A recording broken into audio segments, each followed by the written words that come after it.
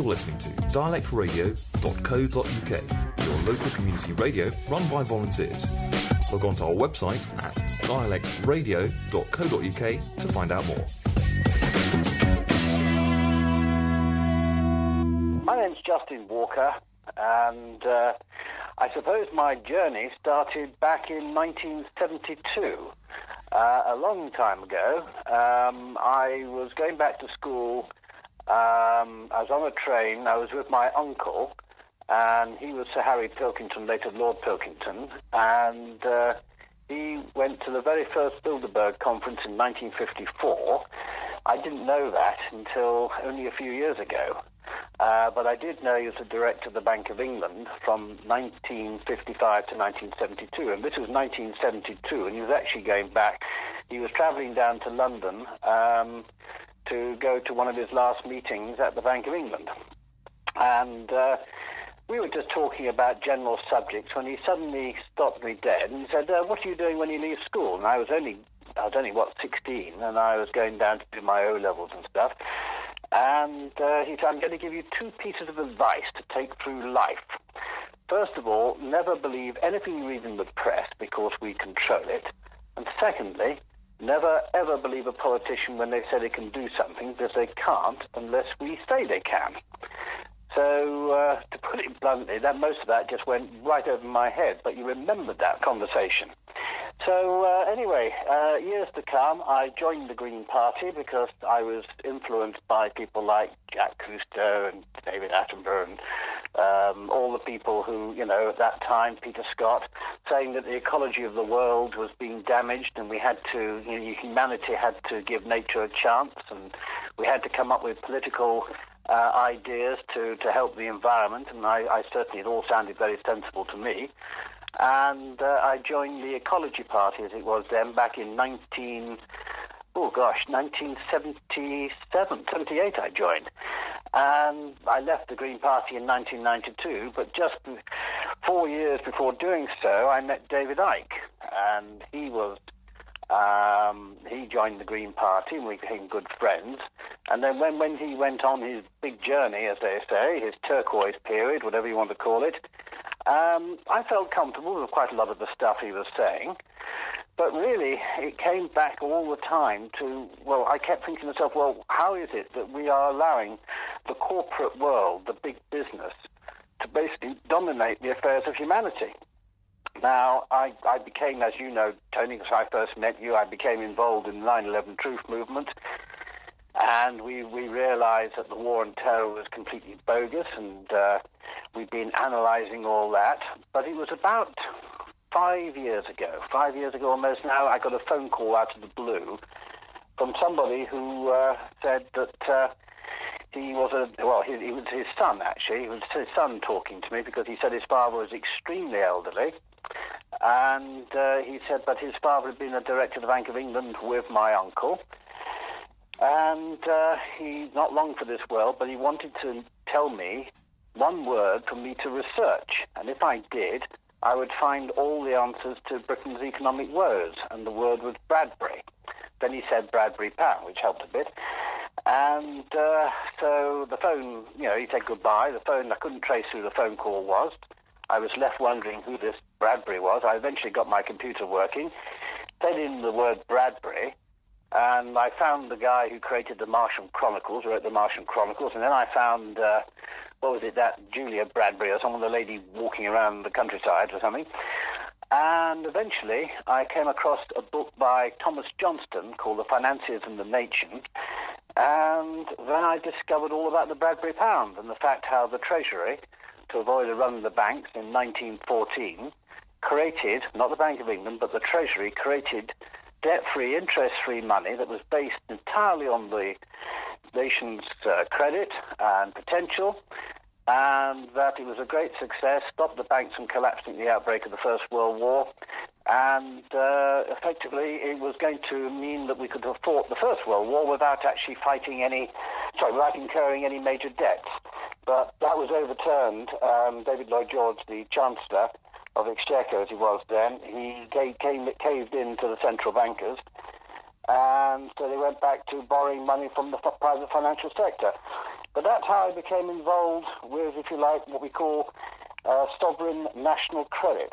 And so, as I said, I've been involved in this quite a long time, but it's really now that the whole thing's coming to a head. Well, what makes you say that? I thought the point of collision was 2008, Justin. The point of what, sorry? The point of collision, where the government suddenly came into a massive collision with the bankers, who then told the government, well, I'm very sorry, but unless you bail us out, the monetary system, the cash points will all close tomorrow. Right, well, I think the first thing we've got to say is that the elite politicians are in total, well, they're just useful idiots to the central bankers and to the whole banking system. Banks do not run out of money. Banks create money as and when they wish to create it. And what was very helpful was that the Bank of England actually admitted this in a journal. And in fact, I've got it here because it's absolutely crucial to the argument. It says here, now this is going back to a quarterly bulletin produced in the spring of 2014. And, quote, it says, in the modern economy, most money takes the form of bank deposits. But how those bank deposits are created is often misunderstood. The principal way is through commercial banks making loans. Whenever a bank makes a loan, it simultaneously creates a matching deposit in the borrower's bank account, thereby creating new money. In other words, creating money completely out of thin air. If you and I tried that, we'd be arrested for fraud. Now that is the whole basis of modern day banking. Now, I'm not an economist. I've come into this, if you like, as an ordinary human being with my eyes wide open, and you realize very quickly that the banks are dictating all events. So the 2008 collapse was completely orchestrated. And we're on red alert. In fact, I've got a document inside me from Business Insider. Red alert, get ready for a severe fall in the stock market, HSBC says. The thing we've all got to realize is that the private central banking world is a law unto itself. It can create as much money as it needs and takes as much money out of the system. If it collapses the system, it will then cry, help, help, help, and then our taxpayers' money is then taken to bail them out. The whole financial system is one almighty scam. And the central hub of this scam is an organization that only 1% of the country, if that, has ever heard of. We've all heard of the OECD, the IMF, the World Bank. We've all heard of the individual central banks, the European Central Bank, Bank of England, Federal Reserve, etc. But if you say to people, the Bank for International Settlements, I know you, Tony, know about it, and certainly the researchers of this whole money scam know about it, but your average punter out there has never heard of it. And the Bank for International Settlements controls 60 central banks, including the Federal Reserve, the European Central Bank, and the Bank of England, and it controls overseas 95% of the world's money. And about once every 6 to 8 weeks, there's a meeting of the top central bankers, but they don't decide anything. They merely act as conduits. They get their instructions from the big banking dynasties, the Rothschilds, the Warburgs, and the Rockefellers, and the people who ultimately pull the financial strings of the entire planet. It is an absolute scam from top to bottom, and we are all allowing it to happen because nobody bothers to ask the simple question, how is money created and by whom? Now, you mentioned this Bradbury pound. Does sound like a good idea if the government can just create its own money and start spending that when it starts running out. So is there a potential to have a kind of new Bradbury pound? Total potential. In fact, if this collapse, we're reckoning that, we've been reckoning for the last 2 years, but certainly all the signs are with the derivatives bubble, and the derivatives bubble is something like $4 quadrillion or something hovering over the... what the hell is derivatives? I've tried to work it out, and I'm afraid that my mind just goes, I can't understand it. Well, I'll tell you what derivatives are. There's a simple word for it, and that is casino chips. Yeah, gambling. Oh, I couldn't agree more. Gambling. That's all it is. But the whole thing is a derived debt bauble or sword of Damocles hanging over the entire human economy, the world's economy. And, of course, when they unleash it, they can cause total chaos and cause a collapse that will make 2008 look like the proverbial teddy bear's picnic. And so what we're up against is the potential of a major, major collapse, something on the 1929 model or the 2008 model. But if the government was a lawful government, if the government was a government of the people, serving the people, they would immediately, electronically, kick in a Bradbury pound, a new Bradbury pound, which basically means the Treasury creating and issuing all the money required by the nation's economy, so we all be prosperous and happy and secure.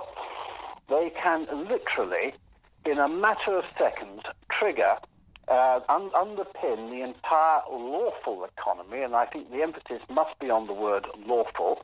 And by that I mean people's savings, pensions, people's, ownership of property and whatever, normal shareholders in companies. In other words, all of what we call the legal, legitimate and lawful part of the economy. But where the banks have run amok with their QE and their derivatives and everything else, all that you can just say, well, you can collapse as much as you like, because it's not going to affect the rest of the nation, because we are now underpinned by the wealth and potential of the British nation. And currently, this is very roughly, but our potential is our labour, and that's valued at 17 trillion. And then I think our infrastructure and everything else is valued at something like 7 trillion. In total, we are worth about 24, 25 trillion pounds. And you would probably only need to harness around about, well, the guys who have been tipping me off quietly behind the scenes, and I think they've also been tipping Jeremy Corbyn and John McDonnell off because the same figure has come up. The British economy needs an injection of around about 500 billion pounds, £500 billion, for the infrastructure, the NHS, the elderly, all the vulnerable people in our society, our security, all that side of things, and obviously job creation as well. But the most important thing, as far as I'm concerned, is we return ourselves to a more human-scale economy, and we break away from this ridiculous treadmill that the big multinational companies and the bankers have put us onto, where we have mass, mindless production to meet mass, mindless consumerism, and all we're doing is chasing our tails faster and faster and faster and feeding the 1%. And the 99%, the rest of us, see very little benefit from any of it. Now, look, you said, hang on, Justin, because rat race that is an entire creation of the central bankers. Now, Justin, you've said that this is a world kind of conspiracy where the banking families, but you really just talked about the Western world. Surely Russia is actually not really part of this, and also, of course, the Chinese for the last couple of years have created their own development bank to sort of rival the IMF, etc. No, don't be taken in by the BRICS. Don't be taken in by any of that. My insider informants have told me quite categorically, if Russia and China and the others were genuinely independent and going to do something that was wonderful for the human race, why are their central banks still part of the Bank for International Settlements? No, don't be taken in by that. And remember, our global masters, our the New World Order, I think everyone likes to call it, they view China as the perfect working model for the rest of us. So what about other areas of disappear? What about other areas of the elite? Obviously, the bankers, the banksters, as we've started to call them, are criminals. What are the other key elements of this New World Order? Well, one of the things, this is one reason why this conference is coming up in Winchester and what we're having also in Bristol. Another way, apart from a sovereign government taking back its absolute rightful control of its own debt-free, interest-free money based on the wealth of the nation, the other extremely important aspect to taking down the elite is to be in complete control of politicians. Politicians should be our servants. And in fact, this is one of the a big scam going on. The most important thing we can have for our freedom and for everyone's freedom, is to make sure that every trial that you have is trial by jury. And one of the things that people don't realize, rather just very similar to not knowing about the Bank for International Settlements, one of the things that a jury can do is annul, basically unjust legislation passed by Parliament. Let's get one thing absolutely straight. Parliament does not pass laws. Parliament likes to think they pass laws, but in fact they pass statutes. They pass acts of Parliament, statutes. These are legal. Now, it means that a jury, if somebody is tried because they have breached a statute or whatever it may be, and the jury says, well, hang on a moment, we believe, unanimously, we believe that this statute is unjust, we will find the individual not guilty, and in doing so, we annul the effectiveness of that statute.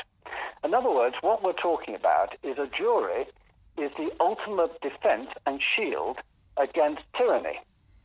Now, we are unfortunately stuck with a political party system. And one of the unfortunate things about political parties is that the most flawed and treasonous politicians get to the top. And these are the ones who are controlled by, in Britain's case, the City of London and everything else. I mean, how many people now, listening to us now, know about the City Remembrancer? Do you know about it, Tony? Well, I've heard of the Remembrancer. What? No, I don't really. No, exactly. Again, one of these things that hardly anyone knows anything about, including some of our own politicians who are sitting in the chamber with him. Well, tell us. The City of Remembrancer, this position goes back to 1570, so it's an ancient position.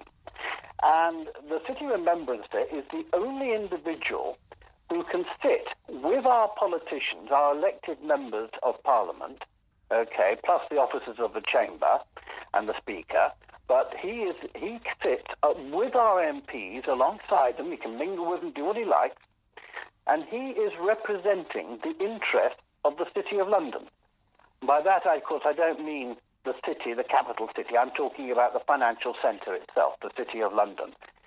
And, of course, everyone thinks, oh, well, this is nice and traditional, a bit like the Lord Mayor's Parade, you know, where you see lots of floats representing local communities. You have the Territorial Army. You have people dressed up in English Civil War. You've got the nice, friendly Lord Mayor doffing his or her tricorn hat, and it all looks very magnificent and very British.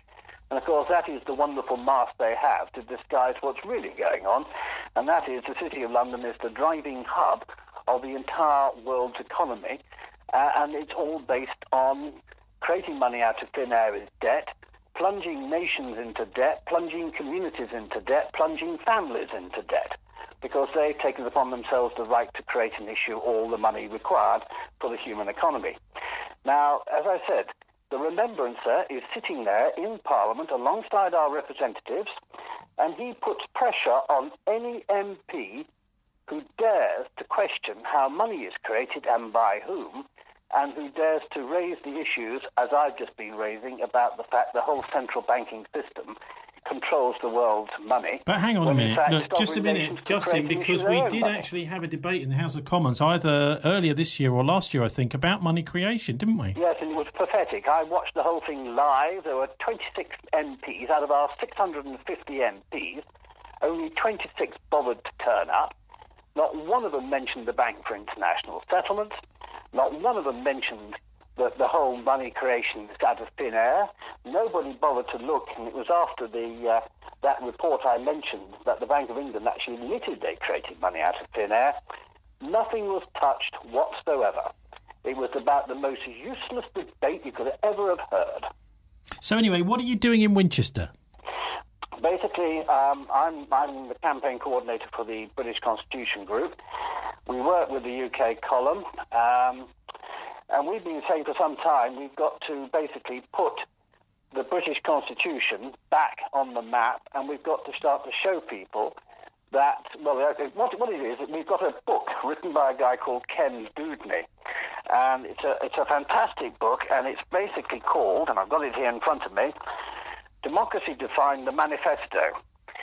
And what he makes plain is that we have got to restore the right of jury to every trial, and that every jury knows that it has the ultimate right to reject bad legislation, bad statutes.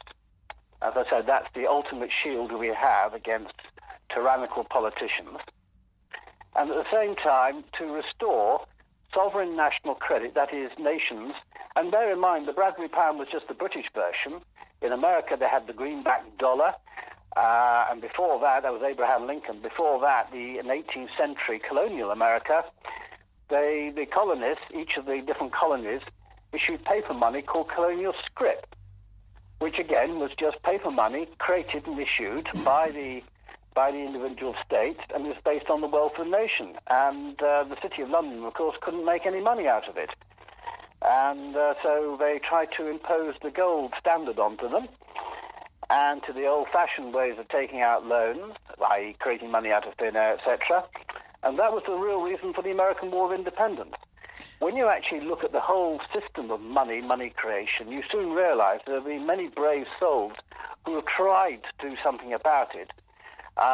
John F. Kennedy issued Executive Order 1110 when, just before he was assassinated in 1963, he authorized the U.S. Treasury to create money based on silver gilt stocks they held, bypassing the Federal Reserve. And that made him deeply unpopular with the big financial, families. Now, what about when is this event? This event in Winchester. When is the event in Winchester happening? Right, the event itself is happening. The one in Winchester is happening on November the 19th, Saturday, November the 19th, and it's at the Guildhall. And we've got seats for, I think it's about 500, 600 people. Already, about a third of those seats have gone, so the event is going very well. Tickets are £10 if you buy online, and you just go onto the British Constitution website, the BCG, British Constitution Group website, and you can book your ticket there, or you can come on the day and the tickets are £20. But at the moment, it's heading to be hoping for a full house. It looks that way at the moment. Well, you also mentioned Bristol. Obviously, people here might not want to go so far. They've got the Bristol group. They're setting up their own special little group, which is what we're encouraging, what we're trying to do. And this is not a British Constitution group trying to be empire builders or anything. We're simply saying to every town, every city, every village, people who are concerned about the Constitution, they want to restore Magna Carta to the full precedence. Magna Carta, the Great Charter, which guarantees under Article 39 that you are tried by a jury. Different aspects to Magna Carta protect all aspects of our freedoms. And what we're saying to people is just start your own little groups. It doesn't have to be called British Constitution Group or anything like that. You just do your own thing and raise awareness that we are allowing tyrannical politicians backed by central bankers to impose a tyranny on all of us, and that we are heading straight forward for something, or we've called it New World Order, but whatever you want to call it, it's a corporate tyranny. It's basically the corporate mindset forming some sort of Orwellian future for all of us, where our individual freedoms count for nothing. So the Bristol group, they are meeting on Saturday the 29th of October, and they're going to have a list of speakers. I shall be there, and I believe it's at the Watershed. Now, I don't know Bristol very well, but it's at the Watershed, and I think the time they want to start is about 6 o'clock in the evening. Fantastic. But look, you mentioned this Bradbury pound. I always love all this hidden history, important stuff that we're not taught in school, etc. Yeah. Who or where is Bradbury? Bradbury is Sir John Bradbury, later Lord Bradbury. Now, Sir John Bradbury was the first secretary to the Treasury at the outbreak of the First World War. So when they created these notes, and the first batch of notes were issued on stamp paper, and they were only printed on one side only. They had a black one representing £1, and they had a red note representing 10 shillings, 50 pence.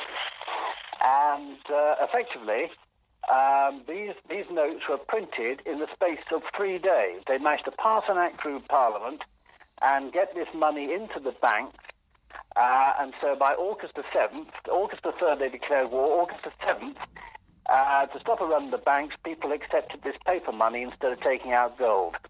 And Sir John Bradbury signed the note. And that's why the notes became known as Bradbury's. He must have had to sign quite a lot. Well, it's the cashier's signature, the old printed signature. But what was interesting is that I literally just showed you how every day something different turns up. Somebody gave me a Punch book from 1914, and somebody had written a poem, or when someone in Punch had written a poem, thanking Sir John Bradbury for his wonderful Bradbury notes. And as I said, it's a perfect way to fund your government and to fund all the things needed by your government without having to borrow a single penny from the private bankers. Now, look, 2008, people talk about it as the crash. Of course, it wasn't a crash. That's disinformation or lies. Actually, it was a bailout of the banks. What would a crash really look like? Well, I mean, whatever they've got planned, the next thing they've got planned is a bail-in. Just explain what a bail-in is. Well, a bail-in is very simple. The bank makes up the rules, because one of the first things you have to realise, and I'm speaking as a layman here, I'm not speaking as an economist or anything like that, but effectively, your money in your bank account is not your money, it's the bank's money. That is their legalese. That is under the legal side of things. It's not actually your money. And what they're now talking about is bail-ins, and they experimented this in Cyprus, when Cyprus the Greek part of Cyprus went belly up. And effectively, they're going to take money out of your account, and obviously it depends on how much money you actually have in the account, but again, they'll make up all the rules, so you won't have any say of it. And effectively, they will take a percentage of your money to pay for their debts. Well, of course, as I said before at the beginning, the banks create money completely out of thin air. They can decide how much they want. They can create as much as they want. So this idea that they suddenly have no money and they need your money to bail themselves out is absolute rubbish. It's a total scam. Every aspect to the international financial world and banking world is a complete, utter scam. So was Jesus right to throw the money changers out of the temple? I think he was. If we go along with that side of things, that was the only time that Jesus displayed any violence. And I think when dealing with the banks, we all feel the same way. OK, look, Justin, how do we follow your work on the British Constitution group? Right, well, we have the UK column the UK column has been going now for about 10 years. That's run by Brian Garish and Mike Robinson. They have a programme that goes out every day at 1 o'clock for 1 hour, which analyses the news, and that's online. And that's at www.ukcolumn.org.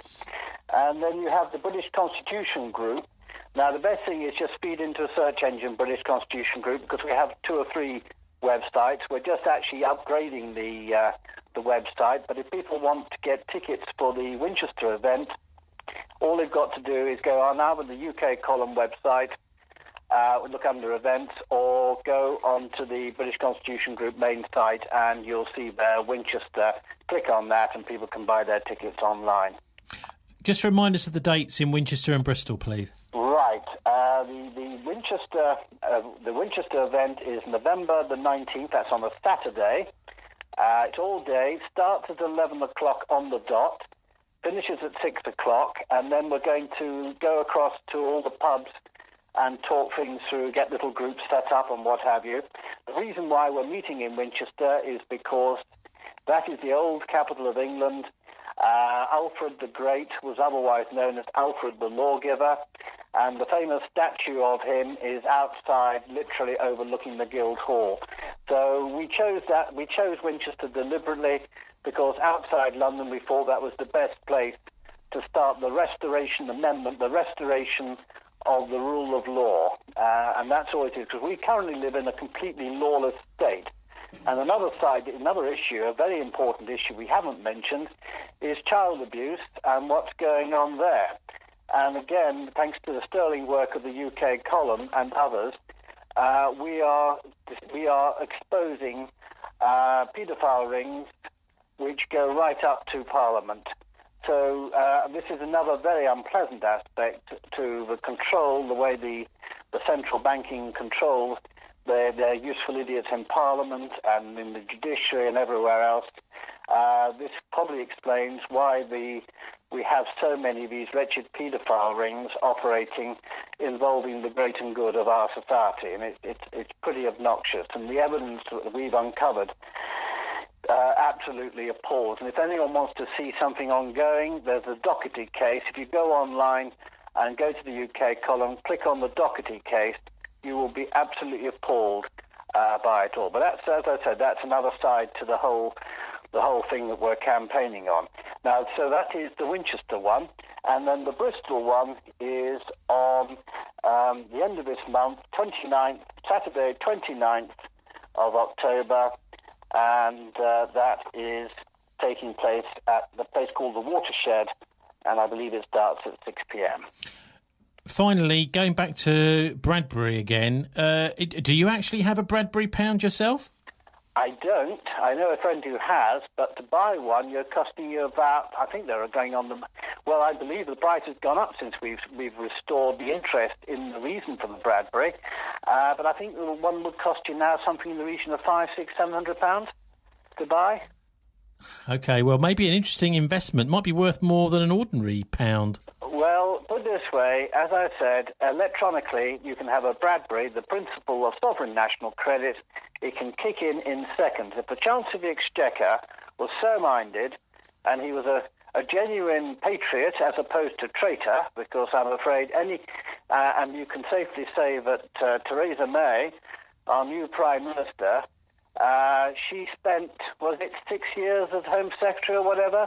And quite simply, she was assembling the Orwellian state with GCHQ and all the other ways and means of monitoring our daily lives and monitoring what we're saying and what we're up to, and etc.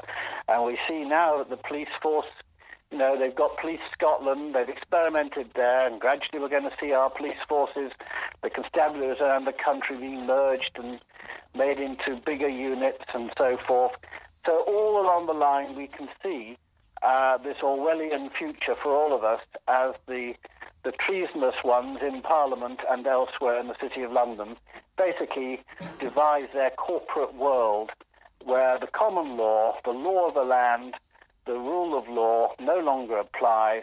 What we have are masses, hundreds if not thousands of statutes which are designed to control our lives, micromanage our lives.